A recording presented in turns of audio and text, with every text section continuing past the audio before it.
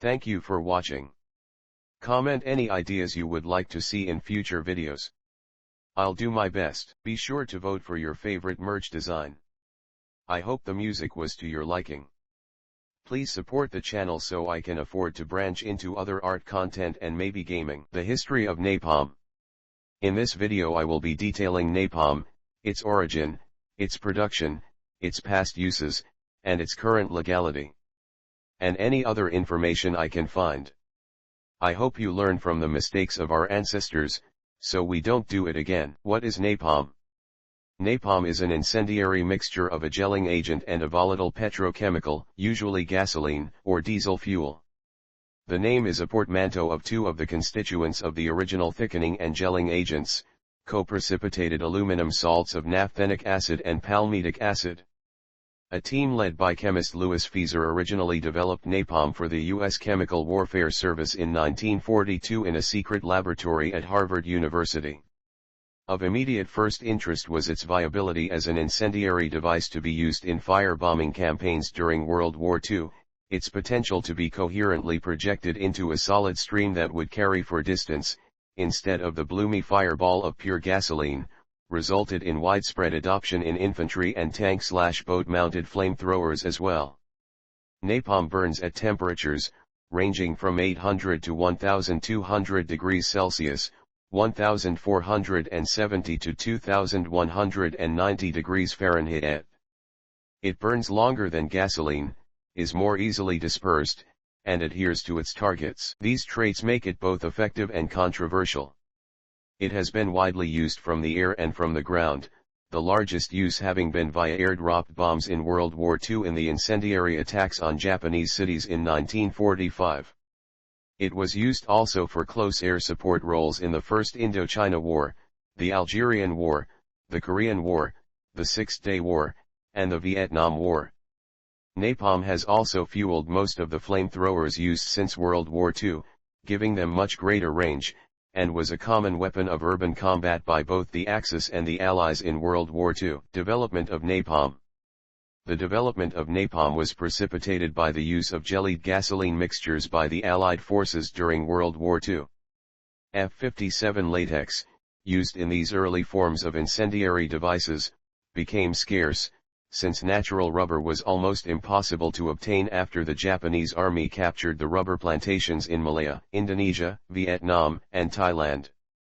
This shortage of natural rubber prompted chemists at U.S. companies such as DuPont and Standard Oil of New Jersey, and researchers at Harvard University, to develop factory-made alternatives, artificial rubber for all uses, including vehicle tires, tank tracks, gaskets, hoses, medical supplies and rain clothing. A team of chemists led by Louis Feaser at Harvard University was the first to develop synthetic napalm in 1942. The production of napalm was first entrusted to Nyadex Products, and by the middle of April 1942 they had developed a brown, dry powder that was not sticky by itself, but when mixed with gasoline turned into an extremely sticky and flammable substance. One of Feaser's colleagues suggested adding phosphorus to the mix, which increased the ability to penetrate deeply into the musculature, where it would continue to burn day after day. On July 4, 1942, the first test occurred on the football field near the Harvard Business School. Tests under operational conditions were carried out at Jefferson Proving Ground on condemned farm buildings and subsequently at Dugway Proving Ground on buildings designed and constructed to represent those to be found in German and Japanese towns. This new mixture of chemicals was widely used by the United States in the Second World War for incendiary bombs and in flamethrowers, after its first use in Papua New Guinea on December 15, 1943. From 1965 to 1969, the Dow Chemical Company manufactured napalm for the American Armed Forces.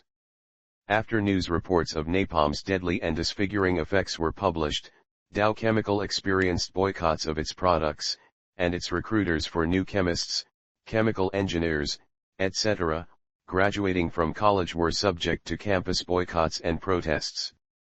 The management of the company decided that its first obligation was the government. Meanwhile, napalm became a symbol for the Vietnam War. Military use. Napalm was first employed in incendiary bombs and went on to be used as fuel for flamethrowers. The first recorded strategic use of napalm incendiary bombs occurred in an attack by the U.S. Army Air Force on Berlin on March 6, 1944, using American and M76 incendiary bombs with PT-1 filler. Known uses of napalm. The first known tactical use by the USAF was by the 368th Fighter Group, 9th Air Force northeast of Compiègne, France, May 27, 1944, and the British de Havilland Mosquito FB Vis of No. 140 Wing RAF, 2nd Tactical Air Force on July 14, 1944, which also employed the M76 incendiary in a reprisal attack on the 17th SS Panzer Grenadier Division Gotz von Berlichingen in Bonneuil-Madurs. Soldiers of this Waffen-SS unit had captured and then killed a British SAS prisoner of war, Lieutenant Tomo Stevens, taking part in Operation Bulbasket, and 7 local French resistance fighters. Although it was not known at the time of the airstrike, 31 other POWs from the same SAS unit, and an American airman who had joined up with the SAS unit, had also been executed. Further use of napalm by Allied forces occurred in the Pacific Theater of Operations, where, in 1944 and 1945, napalm was used as a tactical weapon against Japanese bunkers, pillboxes, tunnels, and other fortifications, especially on Saipan, Iwo Jima, the Philippines, and Okinawa, where deeply dug-in Japanese troops refused to surrender. Napalm bombs were dropped by aviators of the U.S. Navy, the USAF, the U.S. Marine Corps, and the Royal Air Force, in support of ground troops. The M69 incendiary was specifically designed to destroy Japanese civilian houses. Those bombs were widely used against civilians, including the bombing of Tokyo. Over 40,000 tons of an M69s were dropped on Japanese cities during the war. When the USAAFs on the Marianas Islands ran out of conventional thermite incendiary bombs for their B-29 super fortresses to drop on large Japanese cities, its top commanders, such as General Curtis LeMay, used napalm bombs to continue with fire raids. In the European theater of operations, napalm was used by American forces, in the siege of La Rochelle in April 1945 against German soldiers, and inadvertently French civilians in Royan, about 2 weeks before the end of the war. In its first known post-World War II use, US-supplied napalm was used in the Greek Civil War by the Greek National Army as part of Operations Koronis and Pyrsos against the Democratic Army of Greece, the DSE, the military branch of the Communist Party of Greece, the KKE. Napalm was widely used by the U.S. during the Korean War. The ground forces in North Korea holding defensive positions were often outnumbered by Chinese and North Koreans, but U.S. Air Force and Navy aviators had control of the air over nearly all of the Korean peninsula. Hence, the American and other UN aviators used napalm for close air support of the ground troops along the border between North Korea and South Korea and also for attacks in North Korea. Napalm was used most notably during the battle outpost Harry in South Korea during the nights of 10 and June 11, 1953. 8th Army Chemical Officer Donald Bode reported that on an "average good day," UN pilots used 260,000 liters, 70,000 US gallons, or 58,000 imp gallons of napalm, with approximately 230,000 liters, 60,000 US gallons, or 50,000 imp gallons of this thrown by US forces. The New York Herald Tribune hailed napalm, the #1 weapon in Korea. British Prime Minister Winston Churchill privately criticized the use of napalm in Korea, writing that it was very cruel, as UN forces, he wrote, were splashing it all over the civilian population, torturing great masses of people. He conveyed these sentiments to U.S. Chairman of the Joint Chiefs of Staff Omar Bradley, who never published the statement. Publicly, Churchill allowed Bradley to issue a statement that confirmed UK support for US napalm attacks. At the same time, the French Air Force regularly used napalm for close air support of ground operations in the First Indochina War from 1946 to 1954. At first, the canisters were simply pushed out the side doors of Ju-52 planes that had been captured in Germany, Later mostly B-26 bombers were used.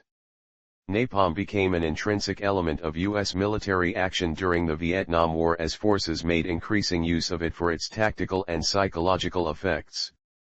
Reportedly about 352,000 tons, 388,000 short tons, 346,000 long tons, of U.S. napalm bombs were dropped in the region between 1963 and 1973, compared to 29,354 tons, 32,357 short tons, 28,890 long tons, used over 3 years in the Korean War, and 15,000 tons, 16,500 short tons, 14,700 long tons, dropped on Japan in 1945. The U.S. Air Force and U.S. Navy used napalm with great effect against all kinds of targets, such as troops, tanks, buildings, jungles, and even railroad tunnels.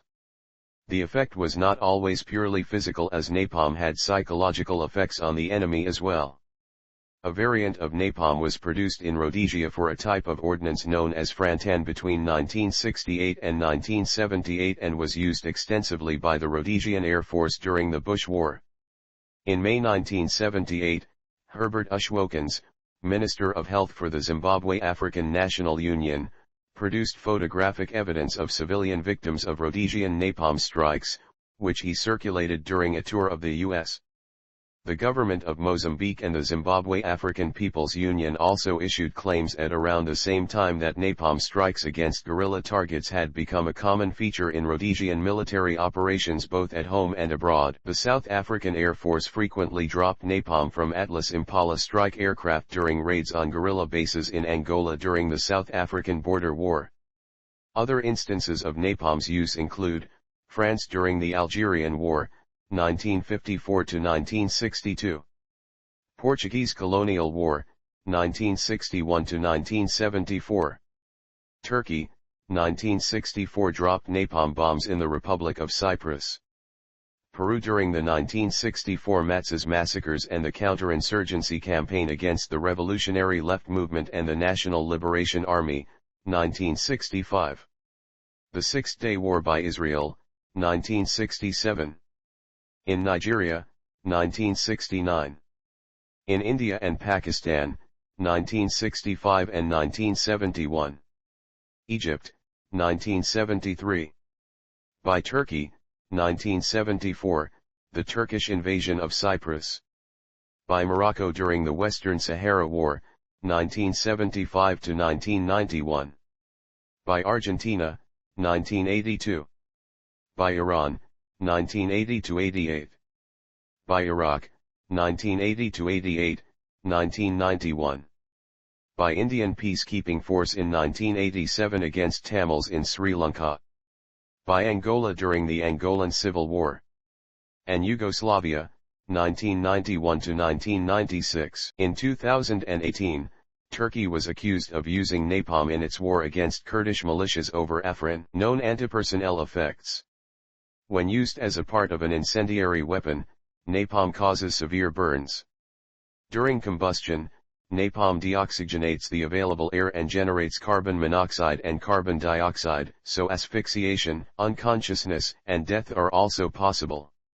Napalm is lethal even for dug-in enemy personnel, as it flows into foxholes, tunnels, and bunkers, and drainage and irrigation ditches and other improvised troop shelters. Even people in undamaged shelters can be killed by hyperthermia, radiant heat, dehydration, asphyxiation, smoke exposure, or carbon monoxide poisoning. Crews of armored fighting vehicles are also vulnerable, due to the intense heat conducted through the armor. Even in the case of a near miss, the heat can be enough to disable a vehicle. One firebomb released from a low-flying plane can damage an area of 2,100 square meters, 2,500 sqyd. International law pertaining to napalm. International law does not specifically prohibit the use of napalm or other incendiaries against military targets, but use against civilian populations was banned by the UN Convention on Certain Conventional Weapons in 1980. Protocol 3 of the Certain Conventional Weapons restricts the use of all incendiary weapons, but a number of countries have not acceded to all of the protocols of the certain conventional weapons. According to the Stockholm International Peace Research Institute, countries are considered a party to the convention, which entered into force as international law in December 1983, as long as they ratify at least 2 of the 5 protocols. Approximately 25 years after the General Assembly adopted it, it was reported that the U.S. signed it on January 21, 2009, Barack Obama's first full day in office as president. Its ratification is subject to a reservation that says that the treaty can be ignored if it would save civilian lives. The UN has also acknowledged that the US had ratified the certain conventional weapons in March 1995, 13 years after the country became a signatory to it. Thank you for watching. Comment any ideas you would like to see in future videos. I'll do my best. Be sure to vote for your favorite merch design. I hope the music was to your liking. Please support the channel so I can afford to branch into other art content and maybe gaming. The predecessor of napalm. Greek fire. Greek fire, an incendiary chemical weapon manufactured in and used by the Eastern Roman Empire from the 7th through the 14th centuries. The recipe for Greek fire was a closely guarded state secret. Historians have variously speculated that it was based on saltpeter, sulfur, or quicklime, though most modern scholars agree that it was based on petroleum mixed with resins, comparable in composition to modern napalm. Byzantine sailors would toss grenades loaded with Greek fire onto enemy ships or spray it from tubes. Its ability to burn on water made it an effective and destructive naval incendiary weapon, and rival powers tried unsuccessfully to copy the material. Name. Usage of the term Greek fire has been general in English and most other languages since the Crusades, but original Byzantine sources called the substance a variety of names, such as sea fire, Roman fire, war fire, liquid fire, sticky fire, or manufactured fire. History of Greek fire. Incendiary and flaming weapons were used in warfare for centuries before Greek fire was invented. They included a number of sulfur, petroleum, and bitumen-based mixtures. Incendiary arrows and pots or small pouches containing combustible substances surrounded by caltrops or spikes, or launched by catapults, were used as early as the 9th century BC by the Assyrians and were extensively used in the Greco-Roman world. Thucydides mentions that in the siege of Delium in 424 BC, a long tube on wheels was used which blew flames forward using large bellows. The Greco-Roman treatise Kestoi, compiled in the late 2nd or early 3rd century AD and traditionally, but not conclusively, ascribed to Julius Africanus, records a mixture that ignited from adequate heat and intense sunlight, used in grenades or night attacks. In naval warfare, the Byzantine Emperor Anastasius I, r. 491–518, is recorded by chronicler John Malalas to have been advised by a philosopher from Athens called Proclus to use sulfur to burn the ships of the rebel general Vitalian. Greek fire proper, was developed in c. 672 and is ascribed by the chronicler Theophanes, the confessor to Kallinikos, Latinized Kallinikos, an architect from Heliopolis, in Syria, by then overrun by the Muslim conquests.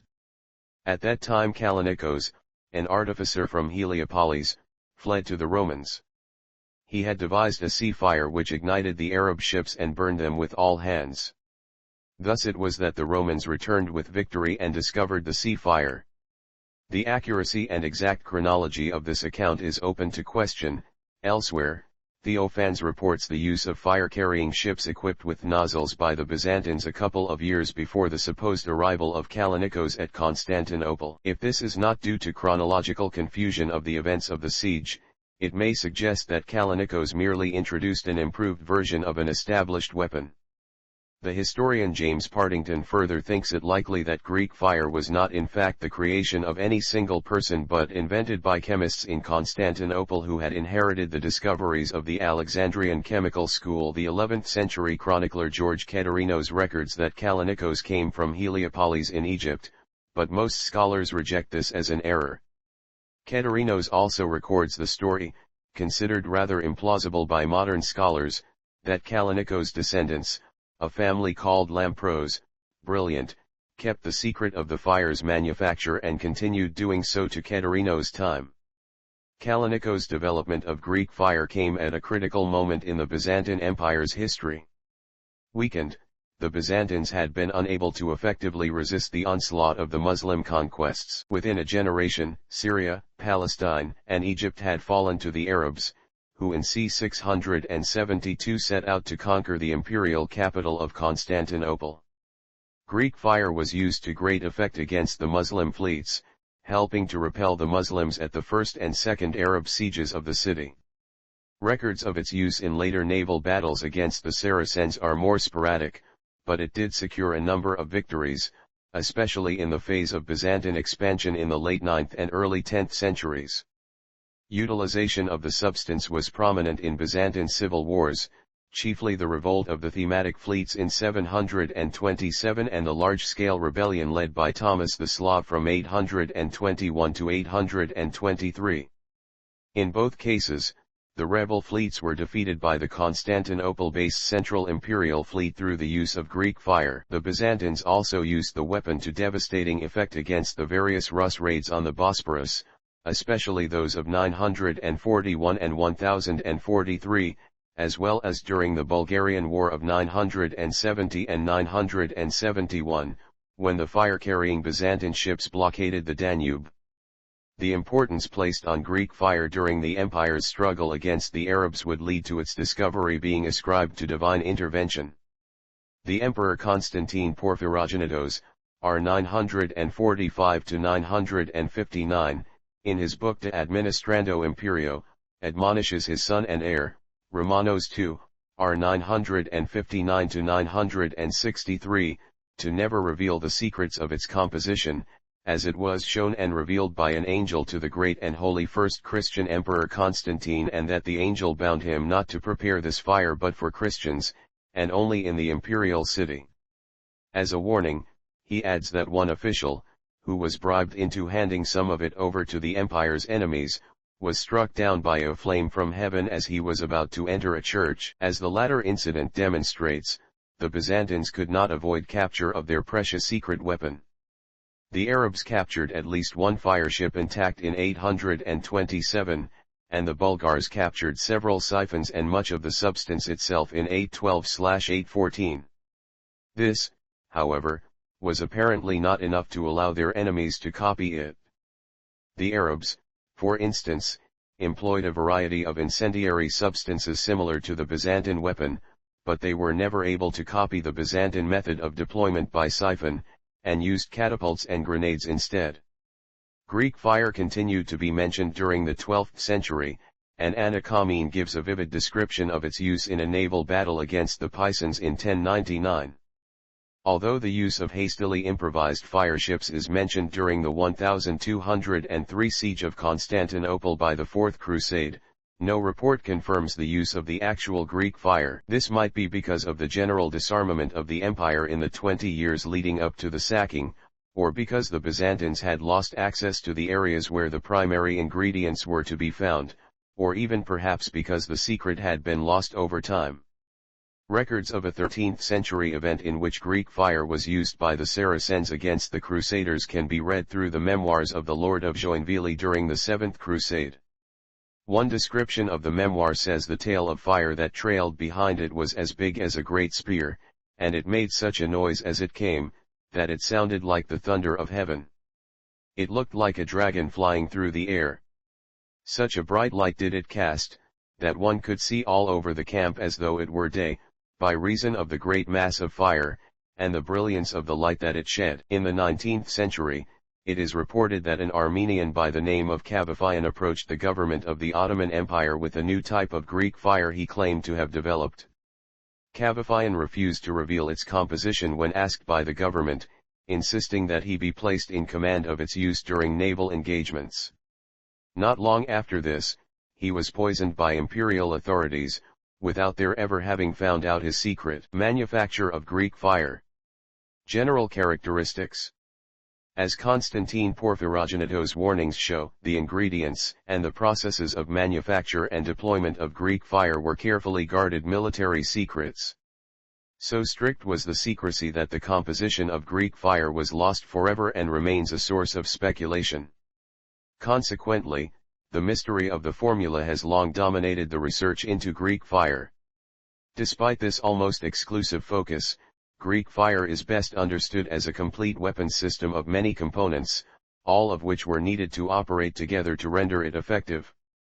This comprised not only the formula of its composition, but also the specialized drumships that carried it into battle, the device used to prepare the substance by heating and pressurizing it, the siphon projecting it, and the special training of the siphonarioi who used it. Knowledge of the whole system was highly compartmentalized, with operators and technicians aware of the secrets of only one component, ensuring that no enemy could gain knowledge of it in its entirety. This accounts for the fact that when the Bulgarians took Mesembria and Debeltos in 814, they captured 36 siphons and even quantities of the substance itself, but were unable to make any use of them. The information available on Greek fire is exclusively indirect, based on references in the Byzantine military manuals and a number of secondary historical sources such as Anakamene and Western European chroniclers, which are often inaccurate. In her Alexiad, Anakamene provides a description of an incendiary weapon, which was used by the Byzantine garrison of Dyrrhachium in 1108 against the Normans. It is often regarded as an at least partial recipe for Greek fire. This fire is made by the following arts: from the pine and certain such evergreen trees, inflammable resin is collected. This is rubbed with sulfur and put into tubes of reed, and is blown by men using it with violent and continuous breath. Then in this manner it meets the fire on the tip and catches light and falls like a fiery whirlwind on the faces of the enemies. The reports by Western chroniclers of the famed Ignis Graecus are largely unreliable, since they apply the name to any and all sorts of incendiary substances. In attempting to reconstruct the Greek fire system, the concrete evidence, as it emerges from the contemporary literary references, provides the following characteristics. It burned on water. According to some interpretations it was ignited by water. Numerous writers testify that it could be extinguished only by a few substances, such as sand, strong vinegar, or old urine, some presumably by a sort of chemical reaction. It was a liquid substance, not some sort of projectile, as verified both by descriptions and the very name liquid fire. At sea it was usually ejected from a siphon, although earthenware pots or grenades filled with it, or similar substances were also used. The discharge of Greek fire was accompanied by thunder and much smoke. Theories on composition. The first and, for a long time, most popular theory regarding the composition of Greek fire held that its chief ingredient was saltpeter, making it an early form of gunpowder. This argument was based on the thunder and smoke description, as well as on the distance the flame could be projected from the siphon, which suggested an explosive discharge. From the times of Isaac Vossius, several scholars adhered to this position, most notably the so-called French school during the 19th century, which included chemist Marcellin Berthelot. This view has been rejected since saltpeter does not appear to have been used in warfare in Europe or the Middle East before the 13th century, and is absent from the accounts of the Muslim writers, the foremost chemists of the early medieval world, before the same period. In addition, the behavior of the proposed mixture would have been radically different from the siphon-projected substance described by Byzantine sources. A second view, based on the fact that Greek fire was inextinguishable by water, some suggest that water intensified the flames, suggested that its destructive power was the result of the explosive reaction between water and quicklime. Although quicklime was certainly known and used by the Byzantines and the Arabs in warfare, the theory is refuted by literary and empirical evidence. A quicklime-based substance would have to come in contact with water to ignite, while Emperor Leo's Tactica indicates that Greek fire was often poured directly on the decks of enemy ships, although admittedly, decks were kept wet due to lack of sealants. Likewise, Leo describes the use of grenades, which further reinforces the view that contact with water was not necessary for the substance's ignition. Furthermore, Zengelis pointed out that, based on experiments, the actual result of the water, quicklime reaction would be negligible in the open sea. Another similar proposition suggested that Kallinikos had in fact discovered calcium phosphide, which can be made by boiling bones in urine within a sealed vessel. On contact with water it releases phosphine, which ignites spontaneously. However, extensive experiments with calcium phosphide also failed to reproduce the described intensity of Greek fire. Consequently, although the presence of either quicklime or saltpeter in the mixture cannot be entirely excluded, they were not the primary ingredient. Most modern scholars agree that Greek fire was based on either crude or refined petroleum, comparable to modern napalm. The Byzantines had easy access to crude oil from the naturally occurring wells around the Black Sea or in various locations throughout the Middle East.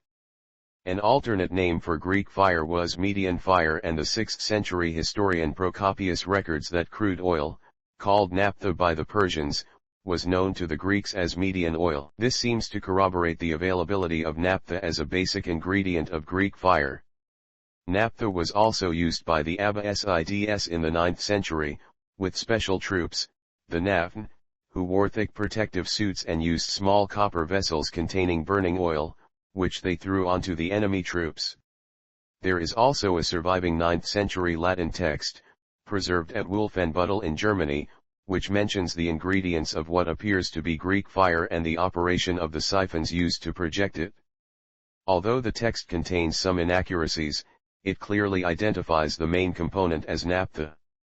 Resins were probably added as a thickener, and to increase the duration and intensity of the flame. A modern theoretical concoction included the use of pine tar and animal fat, along with other ingredients. A 12th century treatise prepared by Mardi bin Ali al-Tarsuzi for Saladin records an Arab version of Greek fire, called naft, which also had a petroleum base, with sulfur and various resins added. Any direct relation with the Byzantine formula is unlikely. An Italian recipe from the 16th century has been recorded for recreational use. It includes charcoal from a willow tree, saltpeter, alcohol, sulfur, incense, tar, wool, and camphor. The concoction was guaranteed to burn underwater and to be beautiful. Methods of deployment. The chief method of deployment of Greek fire, which sets it apart from similar substances, was its projection through a tube, for use aboard ships or in sieges. Portable projectors were also invented, reputedly by Emperor Leo VI. The Byzantine military manuals also mention that jars filled with Greek fire and caltrops wrapped with tow and soaked in the substance were thrown by catapults, while pivoting cranes were employed to pour it upon enemy ships. The chirosiphonies especially were prescribed for use at land and in sieges, both against siege machines and against defenders on the walls, by several 10th century military authors, and their use is depicted in the Poli Orsitica of Hero of Byzantium. The Byzantine dramons usually had a siphon installed on their prow under the forecastle, but additional devices could also on occasion be placed elsewhere on the ship. Thus in 941, when the Byzantines were facing the vastly more numerous Rus fleet, siphons were placed also amidships and even astern. Projectors. The use of tubular projectors is amply attested in the contemporary sources.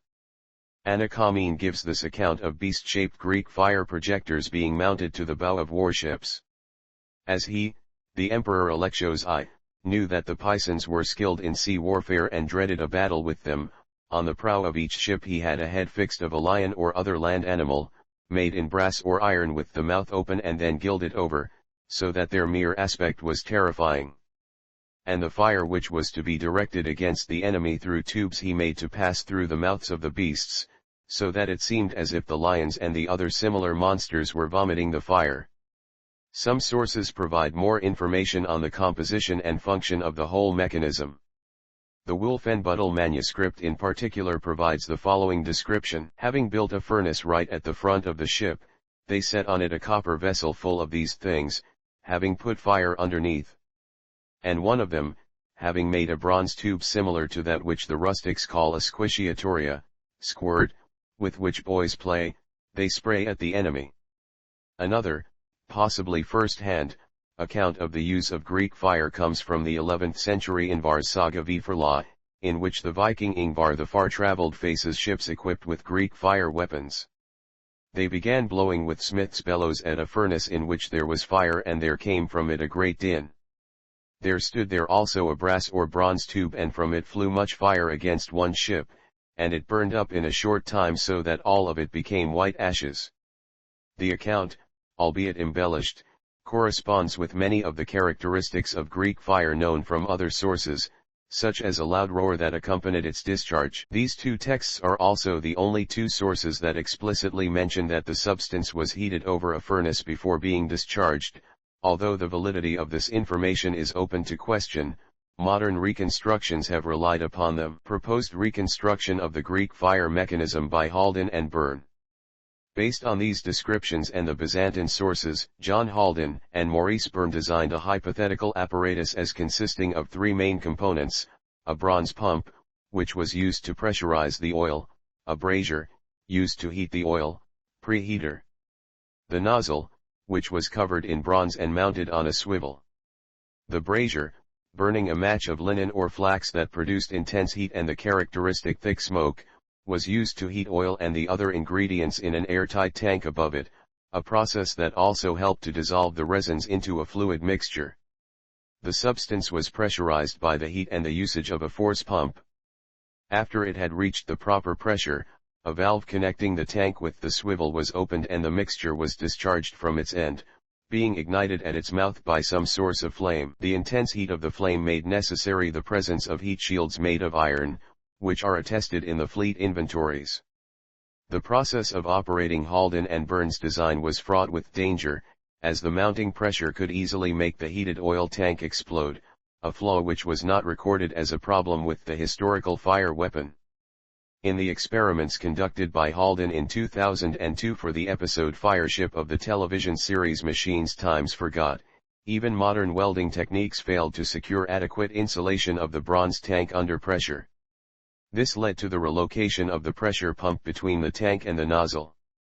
The full-scale device built on this basis established the effectiveness of the mechanism's design, even with the simple materials and techniques available to the Byzantines. The experiment used crude oil mixed with wood resins, and achieved a flame temperature of over 1000 degrees Celsius, 1830 degrees Fahrenheit, and an effective range of up to 15 meters, 49 feet. Handheld projectors.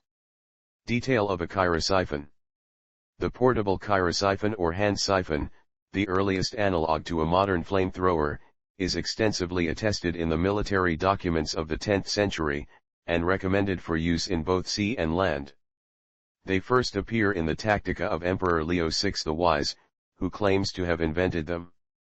Subsequent authors continued to refer to the chirosiphones, especially for use against siege towers, although Nikephoros Toufikis also advises their use in field armies, with the aim of disrupting the enemy formation.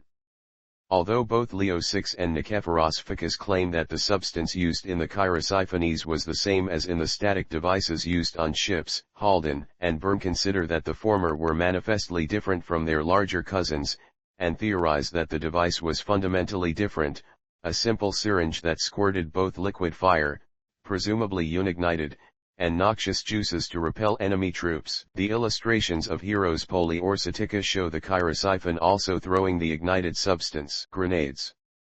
In its earliest form, Greek fire was hurled onto enemy forces by firing a burning cloth-wrapped ball, perhaps containing a flask, using a form of light catapult, most probably a seaborne variant of the Roman light catapult or onager.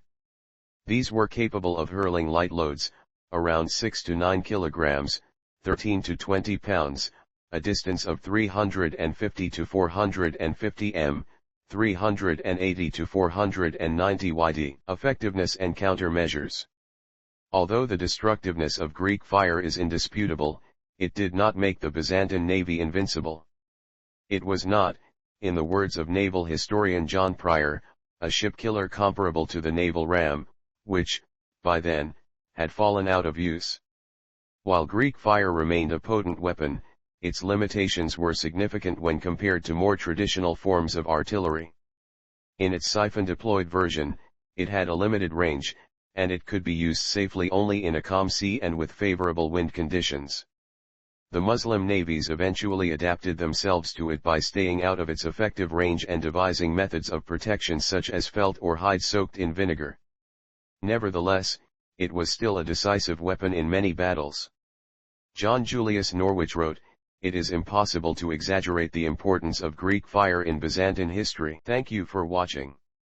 Comment any ideas you would like to see in future videos. I'll do my best. Be sure to vote for your favorite merch design. I hope the music was to your liking.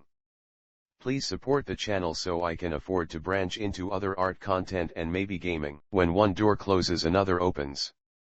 White phosphorus munition. White phosphorus munitions are weapons that use one of the common allotropes of the chemical element phosphorus. White phosphorus is used in smoke, illumination, and incendiary munitions, and is commonly the burning element of tracer ammunition. Other common names for white phosphorus munitions include WP and the slang terms Willie Pete and Willie Peter, which are derived from William Peter, the World War II phonetic alphabet rendering of the letters WP. White phosphorus is pyrophoric. It is ignited by contact with air, burns fiercely, and can ignite cloth, fuel, ammunition, and other combustibles. White phosphorus is a highly efficient smoke-producing agent, reacting with air to produce an immediate blanket of phosphorus pentoxide vapor. History. Early use. White phosphorus was used by Fenian, Irish nationalist, arsonists in the 19th century in a formulation that became known as Fenian fire. The phosphorus would be in a solution of carbon disulfide. When the carbon disulfide evaporates, the phosphorus bursts into flames. The same formula was also used in arson in Australia. World War I, the interwar period and World War II. The British Army introduced the first factory-built white phosphorus grenades in late 1916 during the First World War.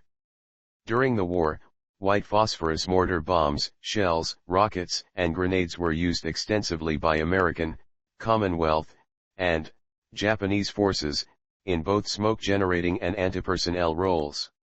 The Royal Air Force based in Iraq also used white phosphorus bombs in Anbar province during the Iraqi Revolt of 1920. Among the many social groups protesting the war and conscription at the time, at least one, the industrial workers of the world in Australia, used Fenian fire. In the interwar years, the U.S. Army trained using white phosphorus, by artillery shell and air bombardment. In 1940, when the German invasion of Great Britain seemed imminent, the phosphorus firm of Albright and Wilson suggested that the British government use a material similar to Fenian fire in several expedient incendiary weapons. The only one fielded was the grenade, number 76 or special incendiary phosphorus grenade, which consisted of a glass bottle filled with a mixture similar to Fenian fire, plus some latex. It came in two versions, one with a red cap intended to be thrown by hand, and a slightly stronger bottle with a green cap, intended to be launched from the northover projector, a crude 64 mm, 2.5 in launcher using black powder as a propellant. These were improvised anti-tank weapons, hastily fielded in 1940 when the British were awaiting a potential German invasion after losing the bulk of their modern armaments in the Dunkirk evacuation. At the start of the Normandy campaign, 20% of American 81mm mortar ammunition consisted of M57 point detonating bursting smoke rounds using WP filler. At least 5 American Medal of Honor citations mention their recipients using M15 white phosphorus hand grenades to clear enemy positions, and in the 1944 liberation of Cherbourg alone, a single U.S. mortar battalion, the 87th, fired 11,899 white phosphorus rounds into the city. The U.S. Army and Marines used M2 and M328 WP shells in 107 mm, 4.2 in mortars. White phosphorus was widely used by Allied soldiers for breaking up German attacks and creating havoc among enemy troop concentrations during the latter part of the war. U.S. Sherman tanks carried the M64, a 75 mm white phosphorus round intended for screening and artillery spotting, but tank crews found it useful against German tanks such as the Panther that their APC ammunition could not penetrate at long range. Smoke from rounds fired directly at German tanks would be used to blind them, allowing the Shermans to close to a range where their armor-piercing rounds were effective. In addition, due to the turret ventilation system sucking in fumes, German crews would sometimes be forced to abandon their vehicle. This proved particularly effective against inexperienced crews who, on seeing smoke inside the turret, would assume their tank had caught fire. Smoke was also used for silhouetting enemy vehicles, with rounds dropped behind them to produce a better contrast for gunnery. Later 20th century uses. White phosphorus munitions were used extensively by U.S. forces in Vietnam and by Russian forces in the First Chechen War and Second Chechen War. White phosphorus grenades were used by the U.S. in Vietnam to destroy Viet Cong tunnel complexes, as they would burn up all oxygen and suffocate the enemy soldiers sheltering inside. British soldiers also made extensive use of white phosphorus grenades during the Falklands War to clear out Argentine positions, as the peaty soil they were constructed on tended to lessen the impact of fragmentation grenades. Use by U.S. forces in Iraq. In November 2004, during the Second Battle of Fallujah, Washington Post reporters embedded with Task Force 222, Regimental Combat Team 7 stated that they witnessed artillery guns firing white phosphorus projectiles, which create a screen of fire that cannot be extinguished with water. Insurgents reported being attacked with a substance that melted their skin, a reaction consistent with white phosphorus burns. The same article also reported, the corpses of the mujahedin which we received were burned, and some corpses were melted. The March/April 2005 issue of an official Army publication called Field Artillery Magazine reported that white phosphorus proved to be an effective and versatile munition and a potent psychological weapon against the insurgents in trench lines and spider holes. We fired shake and bake missions at the insurgents using WP, white phosphorus, to flush them out, and HE, high explosives, to take them out. The documentary Fallujah, The Hidden Massacre, produced by Rai TV and released November 8, 2005, showed video and photos that they claimed to be of Fallujah combatants and also civilians, including women and children, who had died of burns caused by white phosphorus during the Second Battle of Fallujah. On November 15, 2005, following denials to the press from the U.S. ambassadors in London and Rome, the U.S. Department of Defense confirmed that U.S. forces had used white phosphorus as an incendiary weapon in Fallujah, in order to drive combatants out of dug-in positions. On November 22, 2005, the Iraqi government stated it would investigate the use of white phosphorus in the Battle of Fallujah. On November 30, 2005, the BBC quoted U.S. General Peter Pace saying it is not a chemical weapon. It is an incendiary. And it is well within the law of war to use those weapons as they're being used, for marking and for screening. Professor Paul Rogers from the University of Bradford Department of Peace and Conflict Studies said that white phosphorus would probably fall into the category of chemical weapons if it was used directly against people. Use by Israeli forces in Lebanon. 2006 Lebanon War. During the 2006 Lebanon War, Israel said that it had used phosphorus shells against military targets in open ground in southern Lebanon. Israel said that its use of these munitions was permitted under international conventions. However, President of Lebanon Emil Lahad said that phosphorus shells were used against civilians. The first Lebanese official complaint about the use of phosphorus came from Information Minister Ghazi Aridi. 2023 Israel, Lebanon border clashes. Amnesty International and Human Rights Watch accused Israel of using white phosphorus artillery shells indiscriminately in its attack in Deira, Lebanon on October 16, that injured at least 9 civilians, and that it was unlawful. Amnesty is investigating this and other potential violations of international humanitarian law by all parties in the region. The claim was confirmed by the Washington Post, which identified 2 white phosphorus shell casings made in the United States. By March 6, the National Council for Scientific Research in Lebanon said 117 white phosphorus bombs had been dropped on southern Lebanon. Israel says that they have been using the substance to create a smoke screen on the battlefield. However, it has been alleged that its use was an attempt by Israel to make the land uninhabitable in the future. Use by Israeli forces in Gaza. In its early statements regarding the Gaza War of 2008 to 2009, the Israeli military denied using WP entirely, saying the IDF acts only in accordance with what is permitted by international law and does not use white phosphorus. However, numerous reports from human rights groups during the war indicated that WP shells were being used by Israeli forces in populated areas.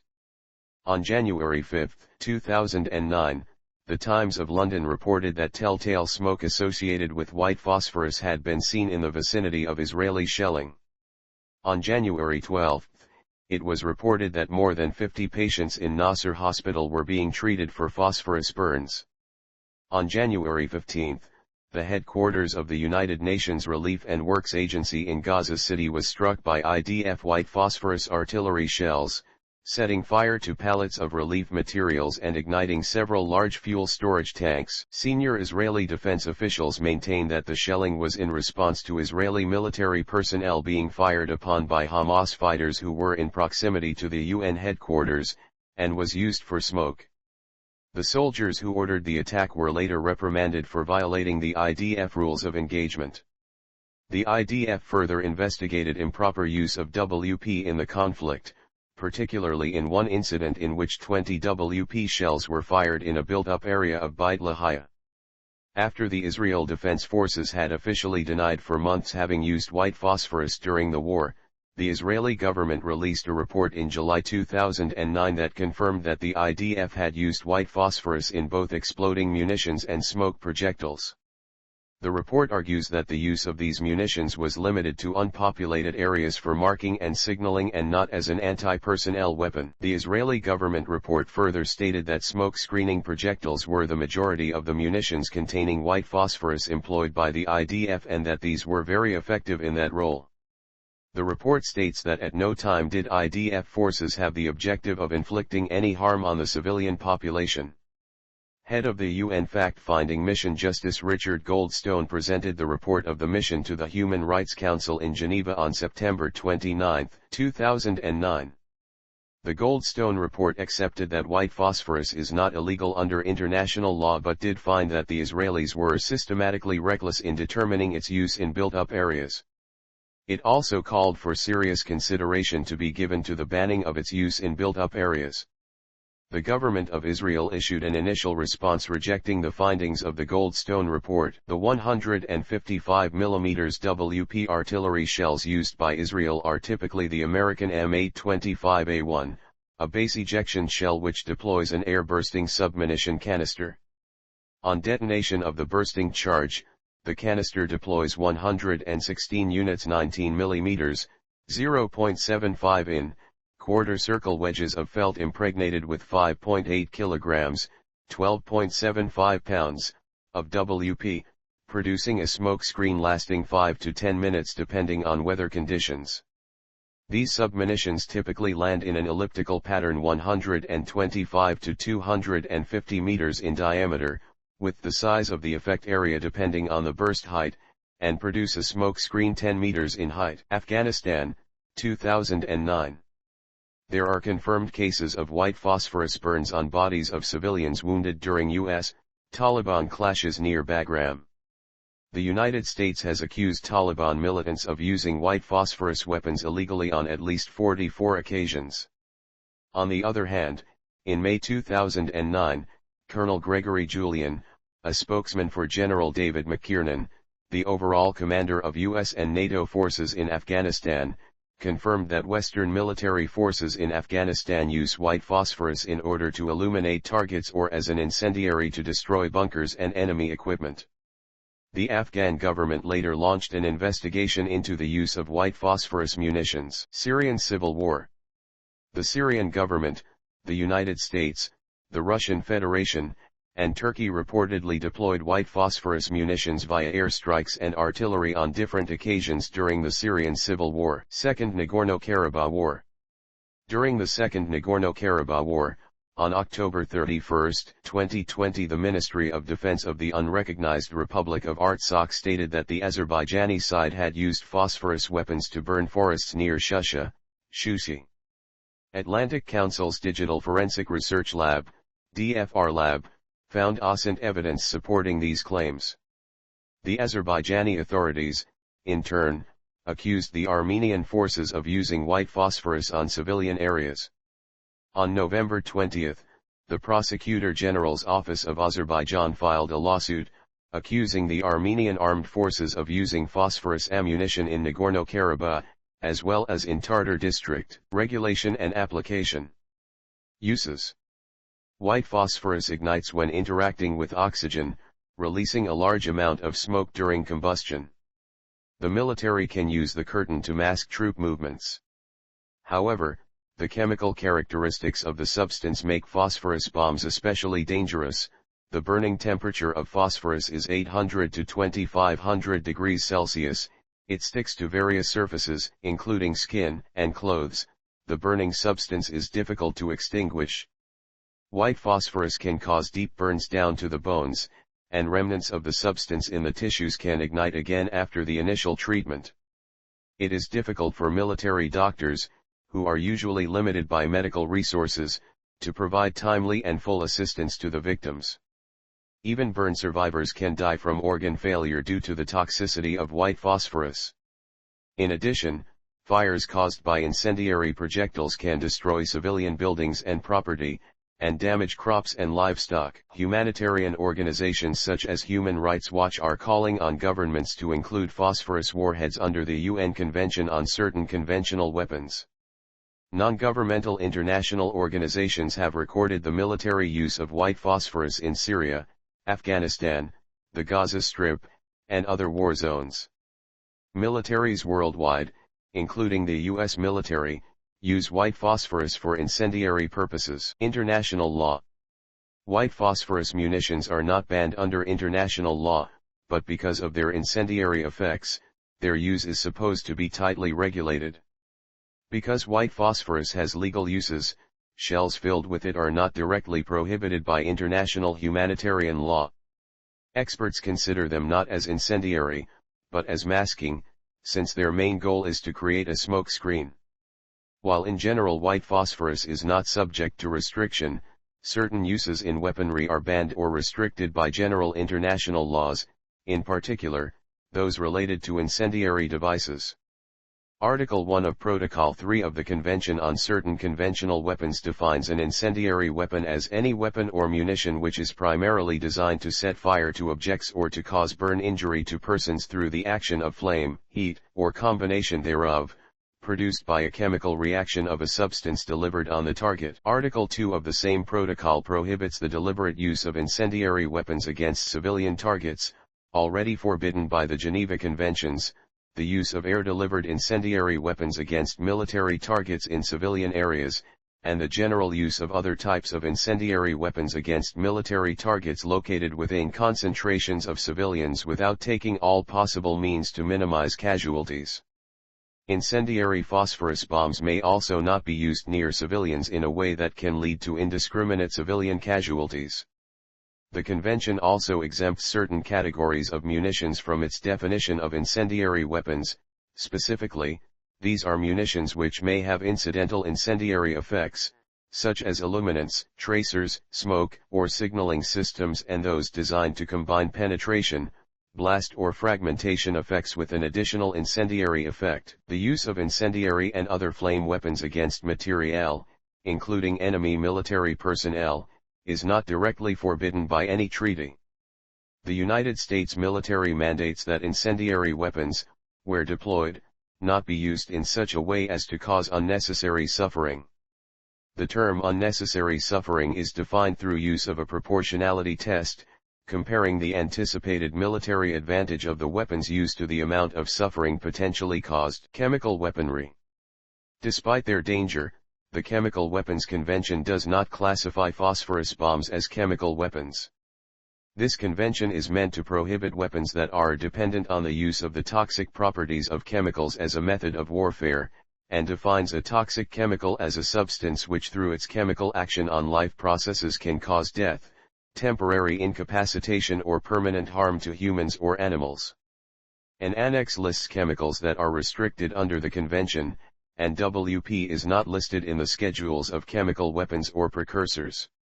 In a 2005 interview with Peter Kaiser, spokesman for the Organization for the Prohibition of Chemical Weapons, an organization overseeing the CWC and reporting directly to the UN General Assembly, discussed cases where use of WP would potentially fall under the auspices of the CWC. No, it's not forbidden by the CWC if it is used within the context of a military application that does not require or does not intend to use the toxic properties of white phosphorus. White phosphorus is normally used to produce smoke, to camouflage movement. If that is the purpose for which the white phosphorus is used, then that is considered under the convention legitimate use. If on the other hand the toxic properties of white phosphorus are specifically intended to be used as a weapon, that, of course, is prohibited, because the way the convention is structured or applied, any chemicals used against humans or animals that cause harm or death through the toxic properties of the chemical are considered chemical weapons. Smoke screening properties. Weight for weight, phosphorus is the most effective smoke screening agent known, for two reasons. First, it absorbs most of the screening mass from the surrounding atmosphere, and secondly, the smoke particles are actually an aerosol, a mist of liquid droplets which are close to the ideal range of sizes for scattering of visible light. This effect has been likened to three-dimensional textured privacy glass. The smoke cloud does not obstruct an image, but thoroughly scrambles it. It also absorbs infrared radiation, allowing it to defeat thermal imaging systems. When phosphorus burns in air, it first forms phosphorus pentoxide, which exists as tetraphosphorus dicoxide except at very high temperatures. P4 plus 5 O2 equals P4O10. However, phosphorus pentoxide is extremely hygroscopic and quickly absorbs even minute traces of moisture to form liquid droplets of phosphoric acid. P4O10 plus 6 H2O equals 4 H3PO4 also forms polyphosphoric acids such as pyrophosphoric acid, H4P2O7. Since an atom of phosphorus has an atomic mass of 31 but a molecule of phosphoric acid has a molecular mass of 98, the cloud is already 68% by mass derived from the atmosphere, i.e., 3.2 kilograms of smoke for every kilogram of WP. However, it may absorb more because phosphoric acid and its variants are hygroscopic. Given time, the droplets will continue to absorb more water, growing larger and more dilute until they reach equilibrium with the local water vapor pressure. In practice, the droplets quickly reach a range of sizes suitable for scattering visible light and then start to dissipate from wind or convection. Because of the great weight efficiency of WP smoke, it is particularly suited for applications where weight is highly restricted, such as hand grenades and mortar bombs. An additional advantage for hand smoke grenades, which are more likely to be used in an emergency, is that the WP smoke clouds form in a fraction of a second. Because WP is also pyrophoric, most munitions of this type have a simple burster charge to split open the casing and spray fragments of WP through the air, where they ignite spontaneously and leave a trail of rapidly thickening smoke behind each particle. The appearance of this cloud forming is easily recognized. One sees a shower of burning particles spraying outward, followed closely by distinctive streamers of white smoke, which rapidly coalesce into a fluffy, very pure white cloud, unless illuminated by a colored light source. Various disadvantages of WP are discussed below, but one which is particular to smoke screening is pillaring. Because the WP smoke is formed from fairly hot combustion, the gases in the cloud are hot, and tend to rise. Consequently, the smoke screen tends to rise off the ground relatively quickly and form aerial pillars of smoke which are of little use for screening. Tactically, this may be counteracted by using WP to get a screen quickly, but then following up with emission-type screening agents for a more persistent screen. Some countries have begun using red phosphorus instead. Red phosphorus burns cooler than WP and eliminates a few other disadvantages as well, but offers exactly the same weight efficiency. Other approaches include WP-soaked felt pads, which also burn more slowly, and pose a reduced risk of incendiarism, and PWP, or plasticized white phosphorus. Plasticized white phosphorus. White phosphorus, when dispersed by the bursting charge, tends to become too finely divided.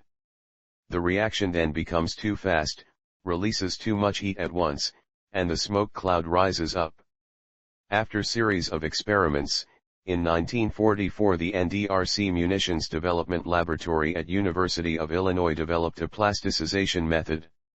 The white phosphorus granules, big about as grains of sand, are coated with GRS, government rubber styrene, rubber, gelled with xylene.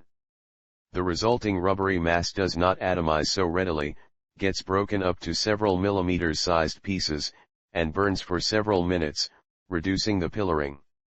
However, incendiary effects are reduced too, albeit the larger pieces are more effective against enemy troops. One of the disadvantages of PWP is the tendency of phosphorus to separate from the rubber matrix, when stored in hot weather. Physiological effects.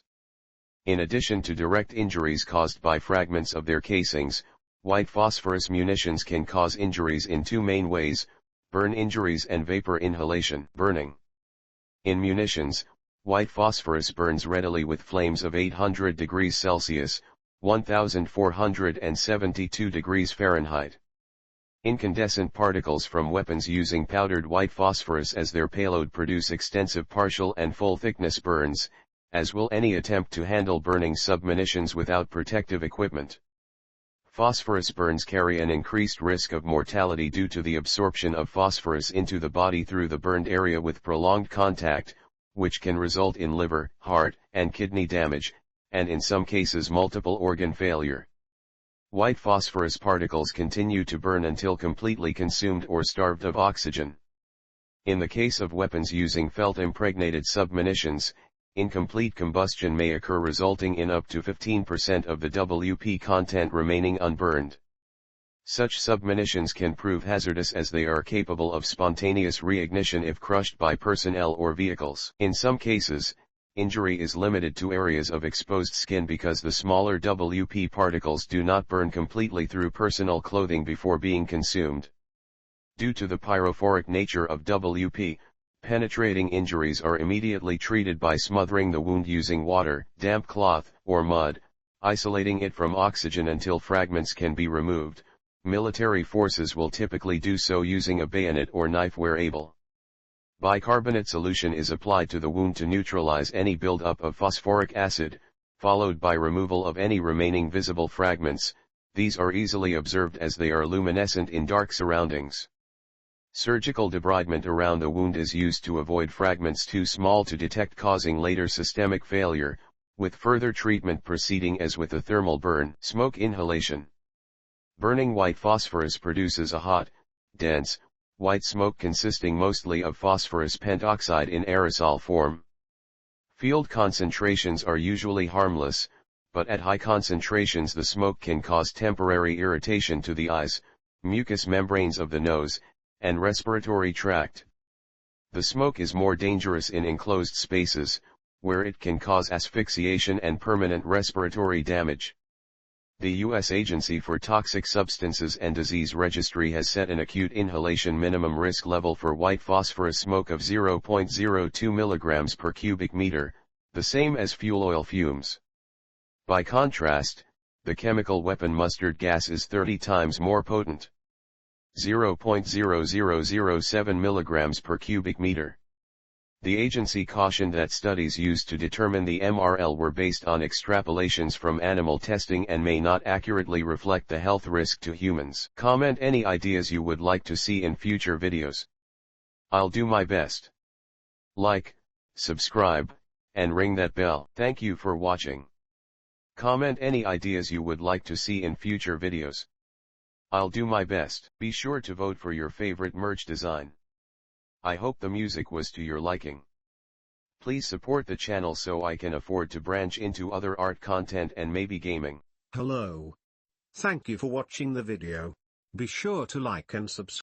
If you have any suggestions for future content, comment and let me know. I know many are not comfortable with AI art, but I am saving to gather supplies to delve into other art styles. It will take time, but I am hoping to get into resin, woodworking, and metalworking. All I ask Please enjoy my videos.